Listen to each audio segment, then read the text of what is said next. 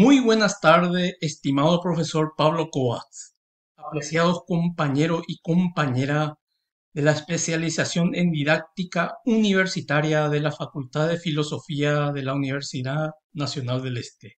Bienvenido a este canal. Les saluda Pedro Bucio. El tema de la presente exposición es la educación tradicional.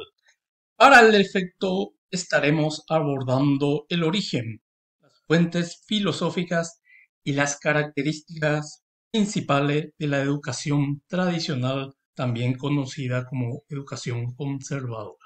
Se puede afirmar que la educación tradicional tiene su origen en la filosofía escolástica europea occidental, cuyo fin primordial era la recuperación del pensamiento de la antigüedad clásica, Platón, Aristóteles, Cicerón.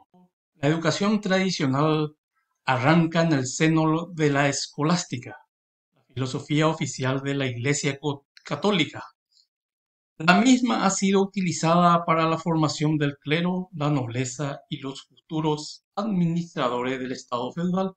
El contenido de la enseñanza se centraba en la lectura de los clásicos de la literatura grecorromana, el estudio y comentario de las obras aristotélicas y la retórica de los grandes oradores romanos. En este caso hablamos Quintiliano, Cicerón, etc. Para la educación tradicional, la escuela debe transmitir el conocimiento aceptado socialmente. Se puede afirmar que la educación tradicional era un instrumento para sostener y reproducir los conocimientos y valores aceptados como válidos y verdaderos por la clase dominante. Para la educación tradicional, el contenido de la enseñanza es concebido como un conjunto de conocimientos y valores sociales acumulados por las generaciones adultas que transmiten a los alumnos como verdaderas acabadas.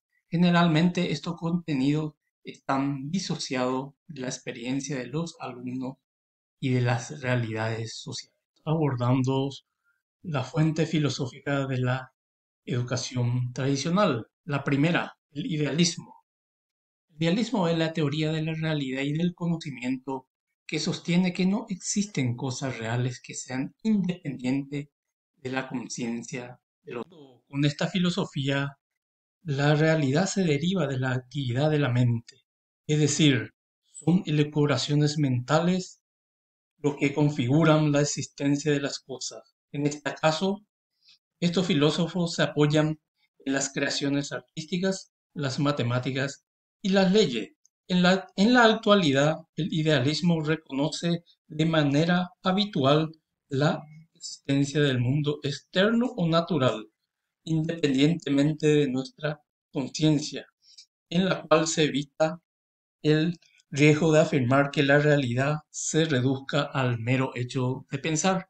Algunos de sus representantes más importantes fueron Platón, Leibniz, Hegel, Bolzano y Wilhelm. La fuente filosófica de la educación tradicional es el realismo, la doctrina filosófica que manifiesta que los objetos comunes percibidos por los sentidos tales como mesa, silla, existe independientemente al hecho de que nosotros los pensemos. Del idealismo, el realismo defiende la existencia del mundo real de forma independiente del pensamiento humano. Pero para el realismo las cosas son como son y el ser humano tiene la capacidad de reproducir de maneras fidedignas las entidades de las cosas. También el realismo sostiene que los niños traen en la mente en blanco, como una pizarra sobre la que se escriben las experiencias sensoriales y que mediante la potencia racional latente se estructuran los conocimientos. Sus principales representantes han sido Aristóteles y Santo Tomás de Aquino. A continuación estaremos observando las características principales de la educación tradicional. En primer lugar, la educación tradicional se caracteriza por normas rígidas de comportamiento, los cuales constituyen un pilar fundamental en este tipo de educación. Así también, el aprendizaje se basa en la repetición y la memorización de informaciones. El docente tradicional abusa de la exposición magistral y no considera los intereses y las necesidades de sus alumnos y alumnas. En la educación tradicional existe poca relación entre lo que es enseñado y la realidad en que vive el educando. Las alumnas y los alumnos son convertidos en receptores pasivos de información. La disciplina se logra mediante castigo corporales. De esta forma, se puede sostener que la educación tradicional se sustenta en normas de conducta establecida para su estricto cumplimiento.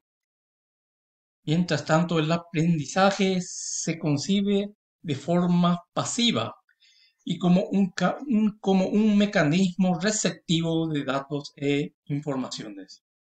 El proceso de enseñanza y aprendizaje se centra en lo que dicta el docente, al contrario de los intereses del discente.